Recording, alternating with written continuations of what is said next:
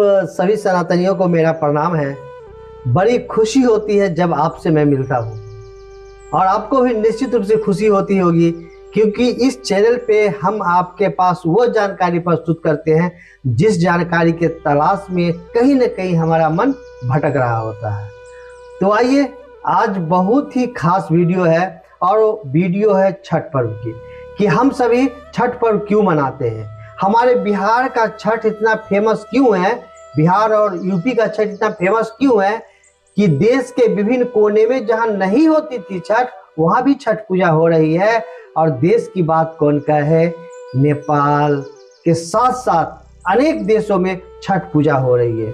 विदेशों में लोग तो अपने घरों के छतों पे या पार्क में आधुनिक ढंग का एक क्या कहते हैं उसको, कि ईंटा को घेर करके या कुछ वाटर को एक जगह किसी टब में इकट्ठा करके उसमें छठ कर रहे हैं। यानी छठ का महत्व इतना ज्यादा क्यों है, इस बात की जानकारी आज हम सभी देंगे आपको, और निश्चित रूप से ये जानकारी आपको अच्छा लगेगा। तो आइए आज की वीडियो शुरू करते हैं। अब आज हम बात करेंगे एक ऐसे पर्व की जो न सिर्फ पूजा है बल्कि जीवन की सबसे सुंदर साधना है। एक ऐसा पर्व जिसमें न कोई दिखावा है, न कोई शोरगुल, बस श्रद्धा, सादगी और आत्मसमर्पण है। मैं बात कर रहा हूं छठ महापर्व की। छठ पूजा यानी वो समय जब पूरा आकाश सूरज की सुनहरी किरणों से भर उठता है, जब घाटों पर लाखों दीप टिमटिमाते हैं, जब बढ़ती माताएं और बहनें नदी के जल में खड़ी होकर सूर्यदेव से प्रार्थना करती हैं, हे प्रभु हमारी संतानें सुखी रहे, संसार में प्रकाश बना रहे। बंधुओं जरा सोचिए, यह कैसी अद्भुत परंपरा है जहां हम डूबते और उगते सूर्य दोनों को प्रणाम करते हैं। जो अस्त हो रहा है उसे भी नमन करते हैं और जो उदय हो रहा है उसे भी अभिनंदन करते हैं। यही तो है सनातन धर्म की सुंदरता। जो जाने वाला है उसको भी सम्मान देता है और जो आने वाला है उसका भी स्वागत करता है। अब हम जानेंगे छठ पूजा का अर्थ और महत्व। छठ शब्द आया है षष्ठी से, यानी चंद्र मास के छठे दिन। यह पर्व वर्ष में 2 बार आता है, एक बार चैत मास में चैती छठ और दूसरा कार्तिक मास में कार्तिकी छठ। लेकिन जो महापर्व पूरे भारत में सबसे अधिक श्रद्धा से मनाया जाता है वह है कार्तिक शुक्ल षष्ठी, दीपावली के 6 दिन के बाद। इस दिन सूर्यदेव और उषा देवी, जिन्हें हम छठी मैया कहते हैं, की उपासना की जाती है। बस छठ अब आने ही वाला है। छठी मैया को प्रकृति की जननी, संतान की रक्षक और सुख समृद्धि देने वाली माता माना गया है। कहा जाता है कि जब माता सीता ने अयोध्या लौटने के बाद सूर्य की उपासना की थी, उसी दिन से इस पर्व की शुरुआत हुई थी। किसी न किसी कारण से तो पर्व की शुरुआत होती ही है। यह पूजा नारी की शक्ति, त्याग और तपस्या का प्रतीक बन गई। इसकी कुछ पौराणिक कथाएं भी हैं कि छठ पूजा का आरंभ कैसे हुआ। अब बंधुओं जरा लौटते हैं उस समय में जब इस पर्व की जड़ें पड़ी, यानी शुरुआत हुई। इसकी पहली कथा मैं आपको बताता हूं। भगवान राम और सीता माता से जुड़ी हुई है।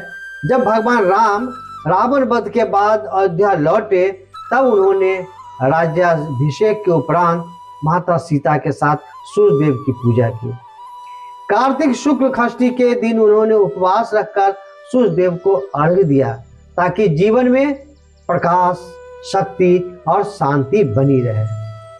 तभी से यह परंपरा लोक में छठ नाम से प्रसिद्ध हुई। अब आइए दूसरी कथा। ये महाभारत काल से जुड़ी हुई है और द्रौपदी से जुड़ी हुई है। महाभारत में भी इसका उल्लेख मिलता है। कहा जाता है कि जब पांडव अपने राज्य से वनवास भोग रहे थे, तब द्रौपदी ने सूर्य की उपासना की थी।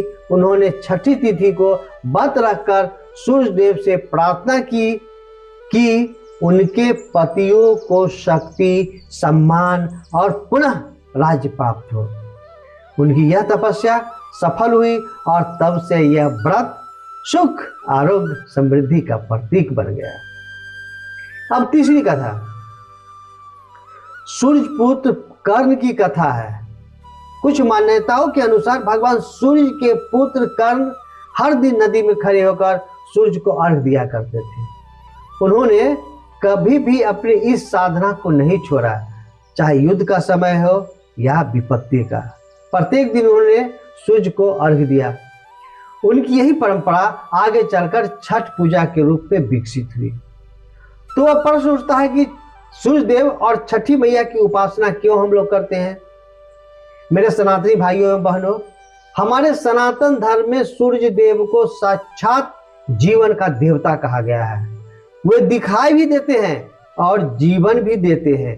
वेदों में कहा गया है, सूर्य आत्मा जगत स्तंभ सूर्य, अर्थात सूर्य की इस जगत की आत्मा है। सूर्य ही इस जगत की आत्मा है। छठ पूजा में जब व्रती महिला जल में खड़ी होकर सूर्य को अर्घ देती है तो वह केवल पूजा नहीं करती, वह अपने अस्तित्व को प्रकृति में विलीन करती है और कहती है, हे प्रभु, आप ही से जीवन है, आप ही से प्रकाश है, आप ही से यह संसार चल रहा है। यह वो क्षण होता है जब मनुष्य, प्रकृति और परमात्मा तीनों एकाकार हो जाते हैं। बड़ा ही मनोरम दृश्य होता है ये। छठ पूजा 4 दिन होती है। 4 दिनों का एक पवित्र पर्व है। यह व्रत अत्यंत कठोर और अनुशासित होता है। 4 दिन तक व्रती न केवल उपवास रखती है बल्कि अपने मन, वाणी, कर्म को भी पवित्र रखती है। पहला दिन क्या है? पहला दिन नहाए खाए। इस दिन व्रती सूर्योदय से पहले उठकर नदी या तालाब में स्नान करती है, फिर शुद्धता के साथ घर लौटकर भगवान सूर्य की पूजा करती है। उसके बाद अरवा चावल, लौकी, कोई कोई उसको कदुआ भी कहते हैं, अरवा चावल, लौकी और चने की दाल का शुद्ध भोजन बनता है। यही दिन का प्रसाद होता है, भोजन होता है। इसके बाद, इसके खाने के बाद व्रत की शुरुआत होती है। दूसरा दिन यानी खरना, कहीं कहीं इसे खड़ाहना भी कहते हैं। यह दिन बहुत विशेष होता है। व्रती पूरे दिन निर्जला उपवास रखती है और शाम को सूर्यास्त के बाद दूध गुड़ से बनी खीर, रोटी और फल का प्रसाद ग्रहण करती है। इसके बाद व्रत और भी कठोर रूप ले लेता है। अगले 36 घंटे तक बिना जल के उपवास रहना पड़ता है। बंधुओं, सोचिए जरा, इतनी दृढ़ता, इतनी आस्था, यही तो हमारी भारतीय नारी की शक्ति है। और तीसरा दिन संध्या का अर्घ। इस दिन शाम के समय घाटों पर अद्भुत दृश्य देखने को मिलता है। चारों ओर दीपक जलते हैं, ढोल मंजीरे बजते हैं, छठ मैया की जयकारे गूंजते हैं। लोग अपने घरों से पकवान बनाकर छठी मैया को चढ़ाती है। बढ़ती नदी में खड़ी होकर डूबते सूरज को अर्घ देती है। यह संसार को यह संदेश देता है, जो जा रहा है उसका भी सम्मान करो, क्योंकि वही फिर से उदय होगा। चौथा दिन उषा अर्घ, सुबह का अर्घ। अगली सुबह यानी कार्तिक शुक्ल सप्तमी को बढ़ती पुनः नदी में खड़ी होकर उगते सूरज को अर्घ देती है। उस क्षण जब पहली किरण जल पर पड़ती है, ऐसा लगता है मानो स्वयं सूर्यदेव पृथ्वी को आशीष दे रहे हो। व्रती यानी व्रत करने वाले, चाहे पुरुष हो या महिला हो, व्रती अपने व्रत का समापन करती है और प्रसाद बांटती है, जिसे थोड़ा थोड़ा प्रसाद सबके लिए की भावना से हर कोई ग्रहण करता है। अब ये बात उठती है कि इस महान पर्व को कहाँ कहाँ मनाया जाता है, इस छठ पूजा को कहाँ कहाँ मनाया जाता है। बंधुओं, छठ महापर्व की जड़ें बिहार की मिट्टी में गहराई तक समाई हुई है। बिहार, झारखंड, पूर्वी उत्तर प्रदेश और नेपाल के तराई क्षेत्र में ये तो इसकी आत्मा है।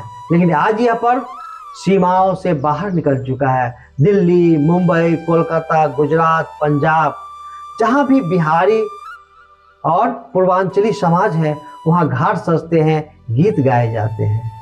विदेशों तक छठ पर्व को मनाया जाता है और बड़ा अच्छा अच्छा भजन गाया जाता है छठी मैया के प्यार में। विदेशों में भी जैसे अमेरिका, मॉरिशस, फिजी, नेपाल और यूके तक सूर्य को अर्घ देने वाले हजारों लोग नदी, झील या कृत्रिम जलाशय में यह पर्व मनाते हैं। यह देखकर गर्व होता है कि हमारी भारतीय संस्कृति ने भौगोलिक सीमाओं को भी पार कर लिया है।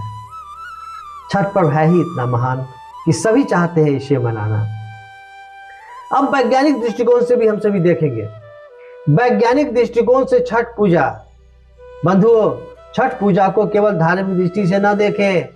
यह पर्व पूर्णतः वैज्ञानिक और स्वास्थ्य वर्धक भी है। छठ के दौरान सूर्य की परावैंगनी किरणें पृथ्वी पर अत्यधिक प्रभाव डालती है। सूर्य को जल अर्पण करने से किरणें हमारी आंखें और शरीर को नियंत्रित मात्रा में ऊर्जा प्रदान करती है। ध्यान देने वाली बात है, जब हम जल में खड़े होकर सूर्य को अर्घ देते हैं तो वह किरणें जल की सतह से परावर्तित होकर ऊर्जा और शुद्धता दोनों देती है। कितनी कमाल की बात है। 36 घंटे का उपवास शरीर को विष मुक्त करता है। प्राकृतिक भोजन, मिट्टी के बर्तन और स्नान, ये सभी हमारे शरीर को डिटॉक्स करते हैं। आजकल कहते हैं ना, डिटॉक्स, शरीर को डिटॉक्स करने के लिए विभिन्न प्रकार का हम लोग प्रयास करते हैं। मानसिक रूप से भी यह पर्व हमें धैर्य, संयम और समर्पण सिखाता है। इस पर्व में बहुत ही अच्छा सामाजिक और आध्यात्मिक संदेश है। बंधुओं, छठ पर्व का सबसे बड़ा संदेश है समानता और एकता। इसमें न कोई ऊंच है, न कोई नीच है, न कोई भेदभाव है। हर व्यक्ति एक ही घाट पर, एक ही सूर्य के सामने एक ही भावना से झुकता है। किसी के पास कितना धन है यह मायने नहीं रखता। यहाँ केवल श्रद्धा मायने रखती है। और यही तो हमारे सनातन धर्म की आत्मा है, हमारे सनातन धर्म की पहचान है, हमारे सनातन धर्म की विशेषता है, जहां ईश्वर सबके लिए समान है। सूर्य ही जीवन का आधार। बंधुओं, अंत में एक बात याद रखिए, छठ पूजा केवल सूर्य की उपासना नहीं बल्कि जीवन के प्रकाश की साधना है। हम सूर्य से कहते हैं, हे प्रभु, जैसे आप सबको समान रूप से प्रकाश देते हैं वैसे ही हमारे जीवन में भी उजाला रहे, ज्ञान रहे, प्रेम रहे। जब घाटों पर महिलाएं जल में खड़ी होती है तो वो केवल अपनी संतान की ही नहीं बल्कि पूरे समाज की मंगल कामना करती है। उसके मन में यह भाव रहता है, कौन सा भाव? जगत का कल्याण हो, धरती पर सुख शांति बनी रहे। यही है छठ का महत्व। त्याग की प्रकाष्ठा, भक्ति की परंपरा और प्रकृति से एकाकार होने का अद्भुत उत्सव है छठ महापर्व। तो बंधुओं, जब अगली बार आप छठ पूजा के गीत सुने, घाटों पर दीप की रोशनी देखें और उस जल में खड़ी माताओं के चेहरे पर आस्था की ज्योति देखेंगे तो याद रखिए, यह केवल पूजा नहीं, यह हमारी संस्कृति की धड़कन है।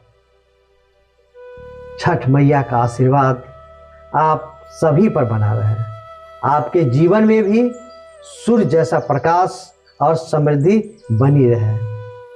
जय हो छठी मैया की, जय हो सूर्य भगवान की, जय हो भारत की सनातनी संस्कृति की। इस तरह आज का जो वीडियो है यहीं पर विराम होता है, लेकिन हमारा जो छठ पूजा का जो महत्व है पूरे संसार में फैल रहा है।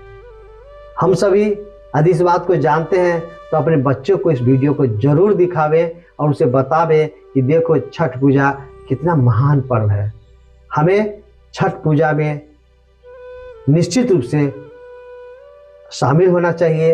यदि नहीं भी होता है अपने घर में किसी कारण से, तो पड़ोस में तो होता ही है, गांव में तो होता ही है, घाट पर जरूर जाए अपने बच्चों को लेकर और अपने सनातन की जो विशेषता है उस विशेषता से उसको परिचित कराएं। फिर मिलते हैं किसी अन्य दिन अन्य वीडियो के साथ। तब तक के लिए आप सभी को मेरा प्रणाम। जय सनातन।